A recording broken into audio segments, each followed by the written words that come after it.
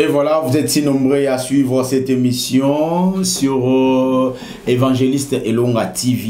Moi, votre humble serviteur, Yam Siambe, Moto Amesana, Bongo, Koyamba Basali Nazambe, Lelo Nazana, Évangéliste Elonga en personne. C'est avec lui que nous prenons des questions religieuses, nous mettons sur la table pour décortiquer cela, éclairer les enfants dédiés. Moi, votre humble serviteur, je suis aujourd'hui avec prophète Évangéliste Elonga.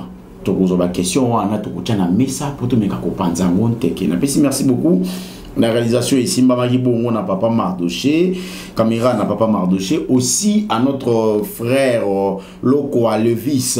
Merci beaucoup aussi à Clarisse Wetch, concert à nous. Un grand merci.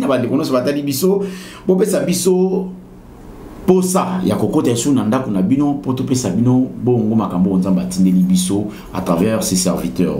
J'ai dit déjà bonjour Moto Nzambe. Bonjour papa Nanga Yamsiyambe. En tout cas, merci beaucoup. Éternel Dieu, nous te bénissons parce que tu es bon, le Dieu d'Israël. C'est toi qui as permis la moment où Libotanayo, Nkolo Yesu, Tokutana Lisusu, Nakat na Wesika pour Nakoeba Koloba. Nkolo Yesu oto koloba ezala bomoi maloba na yonde bomoi tika etekende kozwa esika kati ya mokona mosusu enfin que milimo oyo bandaki kokufa nkolo esekwa oyo bandaki kobunga nkolo ezonga na nzela oyo bandaki kolemba nkolo ezwa makasi pempi fo ya kotelema mpona kocontinue nzela na yo tika ete nkolo Yesu mingongo nyonso ezali ya yo te et c'est terre dans le nom de Jésus j'en suis prié amen amen. Tozali na 5 mondes kabbalistiques, 5 mondes satanique, kabbalistique, Pesifera, Chromanium, Pandaminium et cosmique. Voilà. Vous avez parlé déjà des mondes kabbalistiques. On va pas revenir peut-être na passé. Vous avez aussi parlé des mondes Pesifera. Tu vas revenir au moutier parce qu'ils ont le droit de ça moins rétrospective pour tout qui est dans le monde. Aujourd'hui, on va parler sur le monde Chromanium. Monde Chromanium anemo ezanini et puis bandeko bazubiso lelo ka pona mbala liboso bo s'abonner bo liker bo commenter vidéo ici comme moni ki ko panza sous ça on a bon pona bozongi yesu masia bo panza bo kata parti on a bo panzeli batonio sous base à la informer que yesu azoya kala mingiti. Voilà papa, parlons d'abord du monde pesiféral anemo. Tout ça quoi moi rétrospective après to continuer l'émission. Merci beaucoup de Konangai. Je pense que le monde Pesifera a faire partir dans 4 à 5 mondes sataniques. Voilà. On avait expliqué autrefois que éternel Dieu a été omniprésent, Lucifer a jamais causé omniprésent, a causé jamais omniprésent. C'est ça. Voilà pourquoi tant que Bible le Bible a précipité sur la terre. Et ça n'a pas oba qui n'a zamba, ne va créer le monde Pesifera. Et ça n'a pas oba koya kana kati ebale, ne va créer le monde kabbalistique. Basusu batikala na mi pepe, ne va bengi bango monde cosmique. Parce que quoi qui n'a pas lieu public, topé n'a pas lieu de 2 heures, où ils allaient qui va lier où ils ont permettre de bien un gros monde pandaminium et sous se retrouver qui n'a qu'à bas soumetteur de bien un gros monde chromanium. Alors les mondes chromanium, les mondes pesifera, ils allaient monde yazamba, ils allaient monde où ils allaient lier plus na ba ange, ba benga bango ba géant, bango ba zana pour la lier via bateau. Et ça n'a pas te belé les lots dans le domaine physique. Même dans les domaines spirituels, azo quoi traiter, azo collater. Et là où c'est la collater parce que vinaye et ça n'a qu'à zamba. Yemo wa yebite kazana kata zamba. Voilà pourquoi tu m'as expliquer d'abord le monde kabbalistique et puis tu expliquer un peu le monde Pesifera. Bon ndenge okani lelo to le paix, monde Pesifera mondambo et puis tout ça là achèvement, tu peux continuer le monde Chromanium. Voilà, merci beaucoup. Parlons du monde Pesifera. On a aussi kabbalistique, Pesifera, Chromanium. Naba misuswana les lotobela Pesifera mukie après to koti mukie le susu na Chromanium. Monde Pesifera ezobomba nini nakati. Nakati ya monde Pesifera ezakobomba plus la vraie identité ya bana nzambe. Voilà. Ezana bato oyo nkolo atindaki sur la terre. Mais réalité ya mokili et ambelurier, azo kanisa que réalité des vérité vinaye. C'est ça. Or vinaye est comment lié na niveau ya monde Pesifera. Ma probabilité eza ebele mutu à se retrouver na kati ya zamba. Voilà. Et loko aliboso ko kotisa mutu na zamba d'abord ezali le péché en nature. Quand je dis le péché par nature, ça signifie le sumu oyaki na nzela ya makila. Le sumu oyaki na nzela ya makila et yendenge nini. Et ça dit que l'homme quand il était né, sa famille déjà c'est une famille qui sacrifiée na kata monde Pesifera. Bazala déjà na kata condamnation. Condamnation ya ka ndenge nini. Le arrière grand-père na bango azalaka un grand chasseur. tant que ndai ko sala pacte na Lucifer ko loba ete soki nga na koti zamba ata n'époque on nyama za tinga fona so nyama il se fait que basala ka pacte na Lucifer asala pacte na Lucifer à travers ba chef spirituel ba nganga bandoki banani na niveau ya zamba. Alors famille wana ba tchela kango biloko bibale ba tchaki lien et ba tchaki na réclamation, c'est ça bazui makila ba ke ko lié yango na kati ya nzete moko bo soit ba omer na kati ya baoba ba boma nzete wana na kati ya place moko bo na kati ya zamba moko bo voilà et ba ko tchasi ko maloba na bango ezani bazolo ba bien que mutu no so ko bima na famille oyo na makila oyo akobanda ko dépendre na kati ya forêt na biso oyo au moment que famille tango bandi ko évoluer il se fait que ba pesi bango même ce qu'on appelle totem et l'autre ils dit qu'on représenter bango na bomoy que bino de bozaboy na bomoy bisika bozali elembo ya ko lakisa ke boza na kati na biso et biso na kati na bino ezali totem ezali ko représenter bino boza na kati ya zamba. Autre fois tu qui t'a expliqué quand même le Congo que même le pays l'air du Congo aujourd'hui c'est un pays où tous vivre na kati ya monde pesifera tous na monde pesifera comment totem air de ces léopard. Tant que tu as papa na biso kasavubu, essaie un peu de réfléchir. Au monde là au moko ezali kwana. Kasavubu ezali ki na totem ya tortue. Et so ko tali même gouvernance na ye, o tali même gestion na ye, o tali même le lenga memaka Congo, mandenge Congo bande ko tambola, tortue. Il y a celle benga ki ekutu yuma. Ah ça yuma, un président qui n'est ko kufa na mayombe, un président tikanda ko moko boyna boy. Après totem na biso ya otozalaki na ngombo kezalaki totem ya tortue te okoma na léopard. La mission ya léopard ezali de marcher sur les autres et dévorer, détruire. C'est un peu de réfléchir de 1960 2007. Aujourd'hui le Congo tori koloba mazo yebisa yo Congo zo vivre les conséquences à passer. Se passe que dans la spiritualité, le pays est dans la carte monde un monde pesifera. Or, monde azamba est un monde à désordre. Dans la carte azamba, il n'y a rien de l'ordre. Ndako saoté. Et dans la carte désordre, mututo zo lukandene a se sauver. Parce que maintenant, ça y a kobunga. Et dans la carte libungo zo lukobima, dans la carte forêt, zo mona moyete, mututo donc boza la kande to zawana. Et dans la carte azamba okuta, espèce nyonso ya banimo. Voilà. Alors, les animaux par rapport à l'espèce, au moment où bateau bazal animal autre bien animaux sauvages, bango ni bazalaka na gestion. Bango lia batu, bango lia banyama. Bango na gestion na bango, ne bazo permettre animal domestique pour animal domestique ba kimi ba ya pa ya bateau. Pour ba comprendre que ko fanda na kati ya zamba lokola nyama et simbate. Et yango zomona même na kati ba famille majorité ya bato baluka ko konza eza bato bana molimo ya nyoka bato bana molimo ya léopard bato bana molimo ya lion bato bana ba minimo mobo o sentir que et pas ya na biso esimba te tata na biso esimba te noko na biso esimba te cet esprit là est esprit outil na kata monde pesifera. Alors tu m'as dit ko poussa na muke o mona ke le musée Laurent Désiré Kabila Rozamboka ya kisimba. Or la mission ya simba est protéger. Azali lion a protéger. Réfléchir au monde que même la gestion lisuba obunana sasunge suka na ngambwa. Masa sina bango kaka eni ekwesika ba vitre kana na gomba. Akita na manger la tindela bango ya na pona webse que non, je blague pas pour les Congolais. J'aime pas blaguer avec ces pays ni avec ces peuples. Aujourd'hui nous avons le léopard. Toujours une mission à léopard. Allez-y comprendre. Voilà n'est-ce que toi na kata jungle. Qui dit vrai on ne sait pas. Sur le monde kabbalistique. Or, les autorités doivent d'abord reconnaître la spiritualité. Et dans la spiritualité, il faut appeler les hommes spirituels qui connaissent tous ces 5 mondes. Maintenant, le problème il y a Congo, ils ont raté les bakanisaka. Nakati ba vie na biso batu, ba problème tozo vivre le lot, ils allaient lier du na monde pesifera. Mutakanga manakata zamba. Papa ato bandi. Koluka vi oluka ka salindemeni soki batela o singana kingo lokwa imwa papa to keoka quelque part osuki so bakanga lokwa nkema nde biso tolobaka na kimongo na lingala makako bakanga lokwa nkema singana loketo o c'est dire ah uzana o bien Ah, je peux manger, je peux marcher. Mais ok, mon awa, et l'homme est bendio. Ils ont dit si. Ce qui bat yo esprit, en caractère avec Ngulu.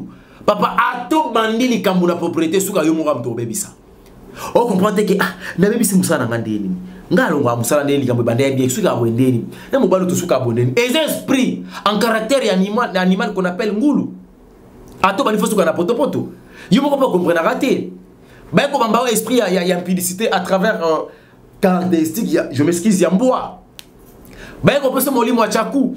Tu sais pas aux yeux ça na discrétion té. Nyoso yo lobaka. Et malheureusement, je m'excuse. Il y a par exemple un serpent.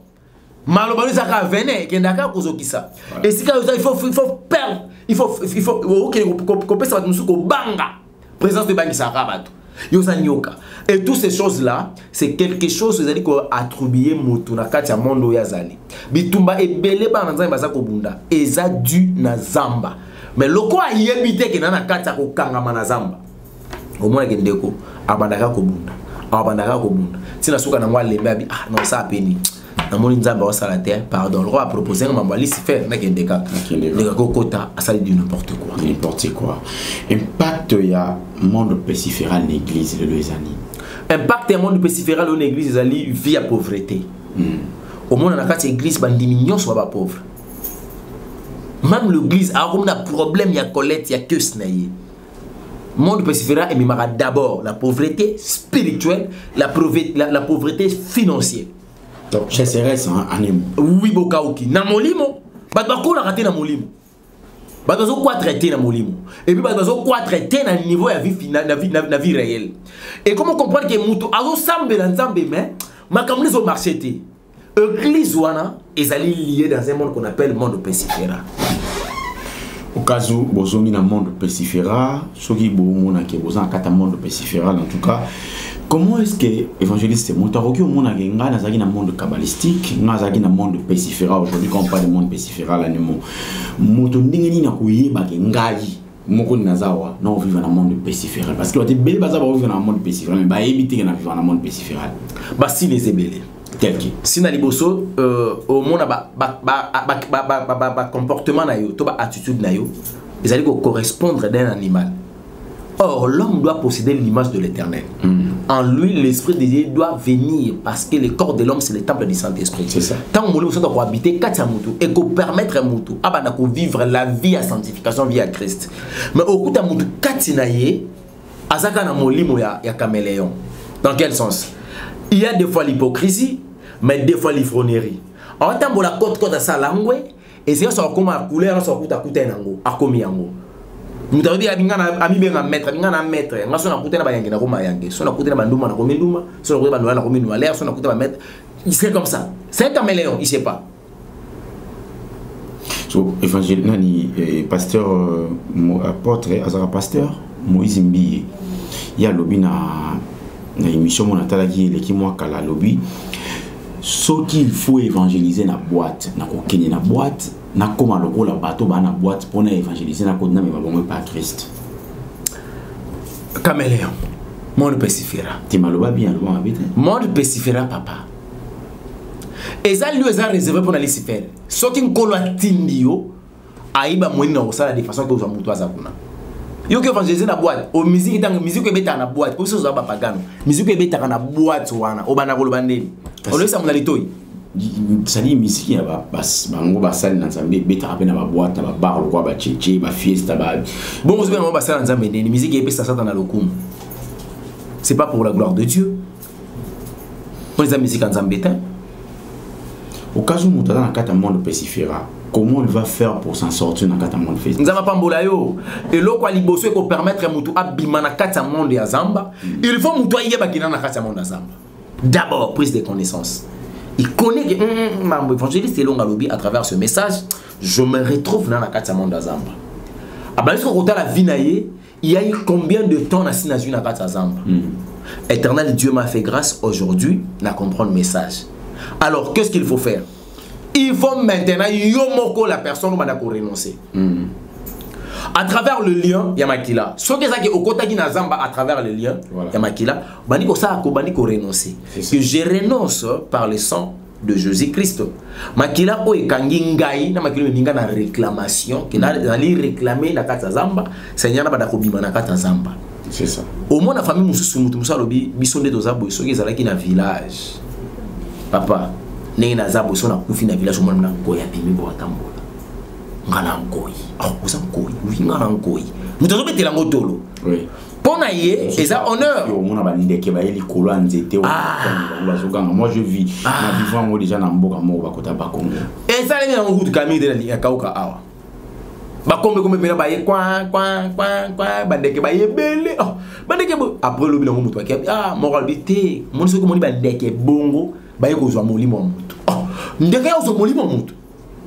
Moutou azo dépendre, c'est qu'on dépend de bandeke. Non, c'est une personne au basa lié na katsa monde na katsa monde pesifera.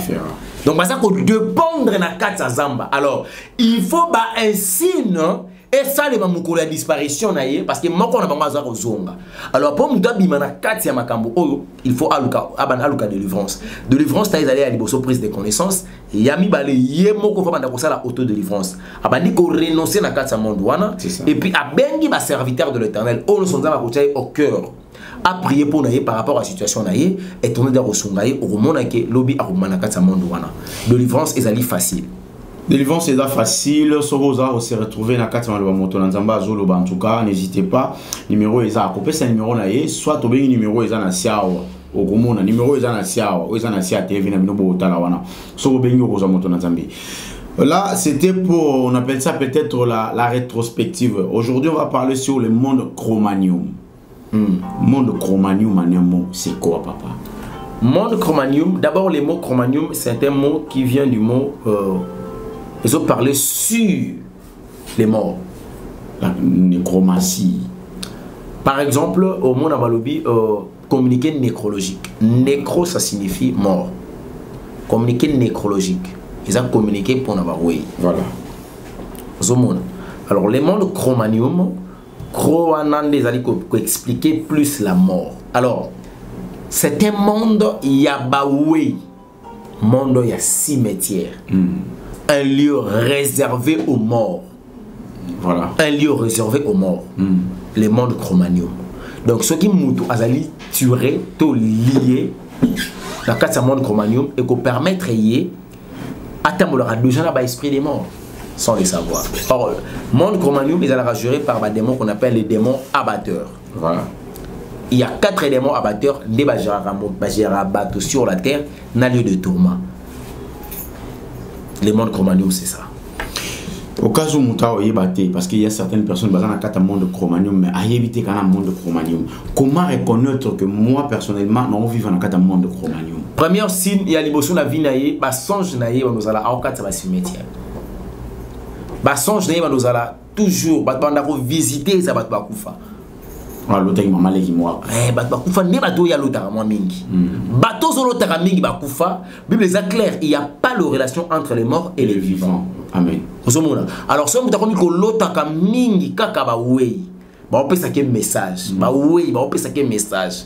Qu'on souffrité, ton esprit et c'est si bango bazalak. Aux alliés na 4 mondes qu'on appelle les mondes Cro-Magnon. Première étape, deuxième étape.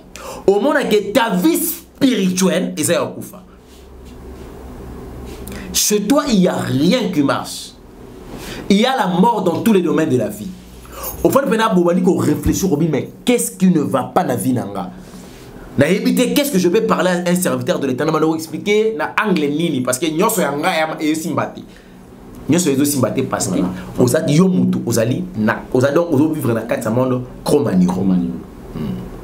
Ceux qui vivent dans le cadre Cro-Magnon, vivent dans le cadre monde Cro-Magnon. D'abord, monde Cro-Magnon, il y a un impact nini dans la église, il y a un impact nini dans la famille. Dans ma vie, d'abord, tout dans la famille. Et là, quand il y a comme maintenant, il y a un monde Cro-Magnon et sa famille. Comment ça? Il y a un monde Cro-Magnon par ignorance. Quand je dis famille, ça signifie Les arrière-grands-parents, bah, n'a pas solution à bango quand on a cimetière. Très bien, là vous avez raison. S'il y a un problème avec ça, la nécromancie. La nécromancie, ça signifie l'appel aux morts. Na ke kolobe na way. So le gambe comme on a côté la toilette, bandu ko benga ba way, yazo le yazo benga ba way. Entele, otiki biso, boy. So ko beti ba ku fota na ko ba mo way. Ba tu nyote moto na lingaka mingi. Na akufa déjà. Akufa. Or, sans l'esprit, quand tu le fais, quand tu fais les appels, il y a un esprit des morts. Voilà. Donc, d'office, aux autres, c'est ce qu'on appelle la nécromancie. Famille n'a bien un résultat ni au son acte cimetière.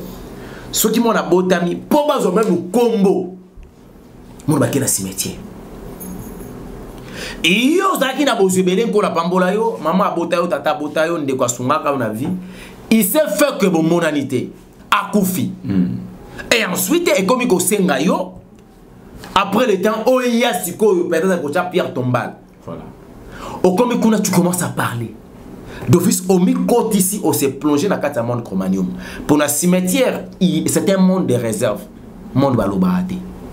Pour y avoir un monde, ils en ont très calme. C'est un monde de deux esprits. Batu ebele ba kenda na cimetière abandi ko sala la nécromancie sans le savoir.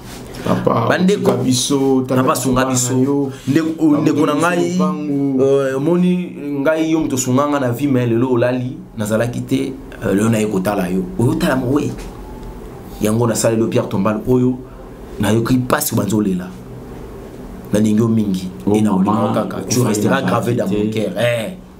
Ce sont des choses liées à batu ebele na kati ya monde chromanium. Bato bazo évoluer dans la vie na bango se parce que batika likuna. Siko oye bate ke okanga bindeli. O mona ke na mbongo zo simba, mais tant musuna libala ba kangio. Ba rotiko na libala, mais la stabilité dans les mariages au mona ngote. Et le ko zo memayo, c'est parce que ozo ki bango lo kwa nzambe. Ma komi na nzambe za koloba to fungula ka mo verset muke, Marie papa mariage de la sosi. To tanga Exode chapitre 20. Exode chapitre 20. À partir du 23e verset, tout le temps Jésus-Christ. Voilà. Vous ne ferez point de Dieu d'argent et d'or, pour me les associer. Vous ne vous ferez point. Amen. Amen. Quand vous adorer, l'adoration, quand tu fais toutes ces choses, tu fais quelle adoration des démons? On a même le jour où être cher na yo akufaki moi si mobali na yo mwana papa mama yaya muto azalaki nyoso pona yo ndenge tolobaka lolenge ya kolela ye kaka na matanga osalaka culte des morts sans le savoir. Or ebembe nyonso ndo mona ngo 4 coins ya bibembe tinde to misa bibembe et ça la ke muto akufa. Voilà. Liwana c'est ça la cause. Or culte des morts et salimaka. Adoration ba démons et salimaka. Voilà. Donc tu ne peux pas aller dans un cimetière, où il y a une tombe, on s'incliner, tu commences à parler, tu fais l'adoration parce que tu t'inclines. Or l'adoration par laquelle tu le fais, il y a un moyen de permettre aux en communication, soit oui bah kota na kati monde chromanium, ils allaient ça avec vinayo esprit des morts et kota. Au côté ça esprit des morts dans le domaine mo yo yebakate. Autant mo la kana ba we yo yebakate. Et muto jarwana d'autres ont permettre à définir au vinaï. Et impact est par rapport à impact église. Oui, au monde qui annonce ya basala nzambe o ba kozala wana mingi. Ba monde ka esprit des morts. Frère, ton esprit des morts, sœur, mon esprit des morts. Les esprits des morts nous mona kaka na kati église ezaka nini. C'est parce que même l'église na monde chromanium plutôt. Église na kata monde chromanium et le raison même église c'est parce que tamusuba dirigeant bon ça il a mis coup ya ba wey tamusuba dirigeant bon c'est la main ya bibembe ba ndozo na morgue ba tumsuba za ba ke la bino awo apakele biso o bénite et ça main ba kende ko na morgue. Bakende ko sala nécromancie à corps ya être morobo. Les gens qui na politicien mo akufaki. Pour ne pas peut-être que na sito ko cité ba combo. Ba politicien musu ba yebi ke muto a grand esprit. Or ce qui te kundé place ko permettre biso peut-être ko sala la nécromancie ko sala appel esprit na ye pour permettre politique ceux qui ne liboso. Ba susu ba boy. ote aussi mbate to kundaye kunate to kunde place ba komi ko discuter pour na place au kundaye si ba ndeko welela izalaki spirituellement na ba intérêt na bango ba yebi ki oza grand esprit. Alors c'est déconseillé muto azala ba moyi asala appel ya esprit des morts, c'est déconseillé. Pour tout le monde, abandonné boming bana poto bamba zala maman kufaki na zaki te fona sa le Pierre Tombal tout cela y loko moko boye tout ça. Ko sa la maman Pierre Tombal les amabete. Et mabete. Isa ka lo okundino ka mama. Ko kunda muto za mabete. Mais ko yate na esprit ya ko bimisa malo mama ça so quelque chose. Te. Moi va penser que rapporter attends la prière. Omona mutu pena fani bena boye ah yango nani ozomona te. Ozomona te. Azo souffrir maman le roi maman ta la vie na ngai maman tikinga maman c'est quoi ça lo nini oye bate que tu fais l'appel ya ba démon ya monde Cro-Magnon ou ba démon abater bango ne bazo lié yo siko vie na yo comme contrôlé par bango. Vraiment il y a beaucoup de choses à dire. Je dis un grand merci à Papa Mardoché, aussi à le vice Lokwa, merci beaucoup. Ah oui, monsieur Sili, tu vas arrêter. C'est Tokati parce que pour attend. On va parler encore du monde de Cro-Magnon parce que m'a misé Bela au fond là. Alors oui, monsieur Katibou, dans un premier temps, tu vas retenir ni pour le monde de Cro-Magnon. Et l'or il faut pas retenir esprit des morts dans tous les domaines de la vie. Voilà. Si vous allez l'or mourir marche à rater 4 attention. Laissez un peu de réflexion. Pour n'y l'autre akaba oui. Bateau yo lota des bateaux en communication à tout moment spirituellement parce que en réalité nous doit exister raté c'est que l'homme a zoloté ça au esprit na les vivre mais ils ont un message il y a des comprendre te na c'est un rêve il y a une révélation.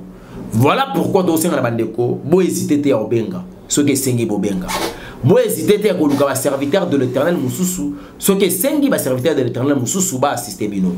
Yango tozo senga bino bozala très vigilant. Esprit des morts, là, tibino dans tous les domaines, et qu'on a tabino même spirituellement, et qu'on risque le jour de la résurrection, yo c'est quoi te. Le jour même, il y a au matate. Pourquoi? Parce que dans un monde qu'on appelle monde Cro-Magnon, au lycée faire le lot, donc c'est un peu ça. Merci beaucoup. C'est fini par ici. Numéro évangéliste Longa. Les numéros, non, numéro au kaka, et ça, les numéros évangéliste Longa. Si vous bengi, vous voyez, vous solo lana, vraiment marambo et belé. Ngana bino tukuta mikolo mizali koya soki pe moto moni koza na posa o sala o répliquer na makambo ndeko elonga to évangéliste elonga lobia o sepeli na ngote o bengi biso na plus 243 89 59 38 38 3 à la fin plus 243 89 59 38 2 fois et puis 3 à la fin. Ça n'est fini pour aujourd'hui. J'ai dit un grand merci à Batinho Sobata Kibiso Awa. Merci Nabino. Ce qui est en bas, toko loba, toko expliquer sur ce monde de Cro-Magnon parce que il y a un monde kabbalistique, aussi le PCP rétrospective, il y a un monde pesifera. Biso t'as sur le monde de Cro-Magnon, tout ce un monde de Panaminium, un monde de Mosusu, monde cosmique. Monde cosmique. Oyo tokoloba mikolo mizali koya ngana bino to sukiawa nzamba batela biso to kufate soki pa zongi tokena elongo poto okwa nango bonzambe na bonzambe la profondeur appelle la profondeur. Merci beaucoup, j'ai dit au revoir.